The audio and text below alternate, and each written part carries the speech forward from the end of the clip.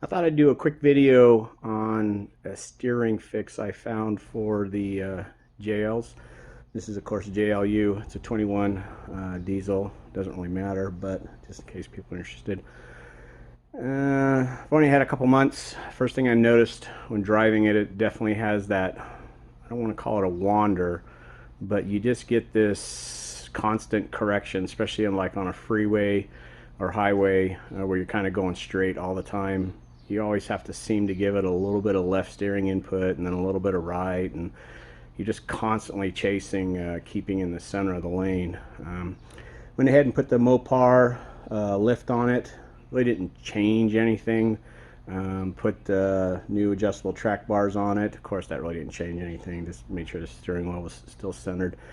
Went ahead and put the Fox steering stabilizer on. That did show a significant improvement in drivability. Steering inputs were a lot less. It just seemed to make everything a little bit more solid and connected feeling. Of course, this one, since it's 21, has the steel steering box, none of the aluminum stuff, so the other fix. But what I did notice is, well, this might be hard to explain, but let's say a freeway on-ramp that's like an overpass, so it's a fairly lengthy corner and 2 lanes. And so let's say you're in the inside lane doing 60, you're about a third of the way through the corner and you decide you're going to go around somebody, so you go from the inside lane to the outside lane, so you relax the steering wheel to not turn as sharp, so you gently drift out to the outside lane, and then at some point you're going to have to catch that corner. In other words, you're going to have to turn sharper again to continue the radius on the outside lane. And what I noticed is whenever I went to catch the vehicle, the rear end would take a set, and what that means is it would actually bite a little more, not bite more, it would actually bite less. It would cause the front end to bite more, so you get a slight oversteer for a second. So you actually would turn to catch the lane change. The vehicle would take a set during that steering wheel input, and then it would actually turn sharper to the inside of the turn, and then you'd actually have to relax the steering wheel a little bit to continue in the lane. And so what I realized was the stock rear sway bar is, in my opinion, too stiff for these vehicles. Now this one, since it's the Rubicon, it has the electronic disconnect on the front. There's no disconnect on the rear. Since I do have the Mopar lift, one other variable that will impact it is I do have the Fox 3.0 internal bypass shocks. I'll do another video on those. Those things are worth every penny.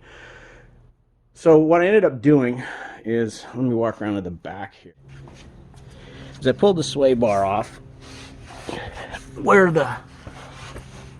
you can see it right here, where the bolt hole used to be for the sway bar link was here. I went ahead and cut the end of the sway bar off right through the middle of the hole, so I had half of the hole left. That gave me a reference point. Got some steel, welded it on, and then drilled a new hole to add about 1.25 inches length to the rear sway bar. And that did 2 things. One is it gives the rear suspension more leverage to twist the sway bar, thus the same thing as making it softer. And then 2 is, since it's further from the point of rotation, which is back here, the same 1 inch of movement in suspension compression is not the same amount of travel. So it's not twisting it as much, and it has more leverage on it, thus it's softened it up. I went ahead and did it as much as I could. There's a clearance issue you'll have if you try and go much more than that. Bottom line is once I did that, oh my God, let me stand back up here. Sorry about the camera crap. I don't like doing stuff multiple times to make it pretty. There's no reason. So what ended up happening? Multiple benefits. First is the steering is almost like a car now. It takes a lot less input to keep it going down the road straight. And I think what was happening is as you hit asymmetrical bumps, the rear end was actually leveraging the front to bite a little bit more. So the front was kind of following the terrain, the road changes, and that's what was giving it that little drift left, little drift right. The second I added that extension on the rear sway bar, don't have that problem anymore. Thing, like I said, it takes so much less input.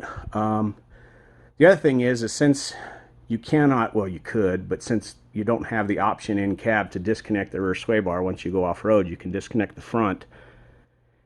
Changing that sway bar to, in essence, softening it, now I get the benefit of not as much influence off-road with the sway bar. It's almost like partially disconnected. I went ahead and tested it. I do high performance track stuff, so cars, you know, racing around track, so I do understand a little bit on suspension setup, and I was testing it to see more aggressive driving if I compromised you know, body roll. There's a little bit more body roll than before, but the thing is what I lost in body stability, you don't really notice it that much. I gained massively in steerability, meaning that the vehicle follows the steering wheel inputs a lot better now. So even if you're doing an evasive maneuver, there's still, in my opinion, still more controllability, understanding, you know, you can sense exactly what the vehicle is going to do. The old way is you'd go into the corner, and then after you're in the corner, it would want to turn even more, and you'd have to relax the steering wheel to kind of catch that set.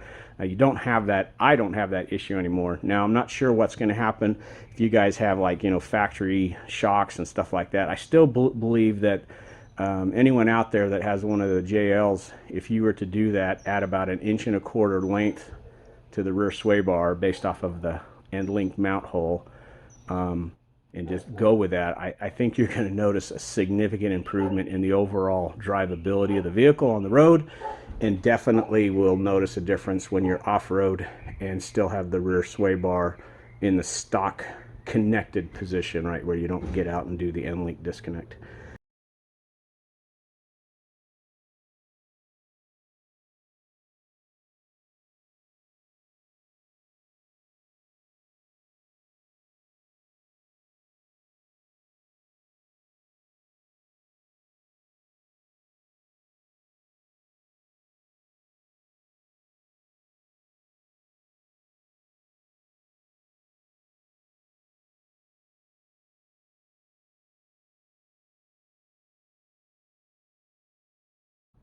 Quick update.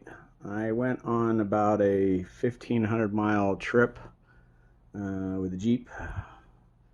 About 1,200 of it was mostly highway driving, interstate, and then about 300 of it or so was off-road. Nothing super complex as far as, you know, slow speed rock crawling.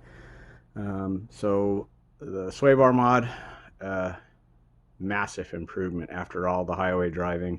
Didn't get fatigued. I did about 600 miles one way. Well, now it's about 550 miles one way.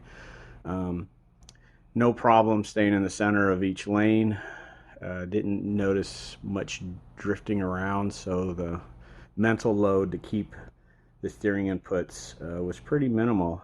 It was like driving a decent car as far as steering goes. Now, granted, it's not like driving a Ferrari, guys, but massive improvement. Wind wasn't causing me to move around.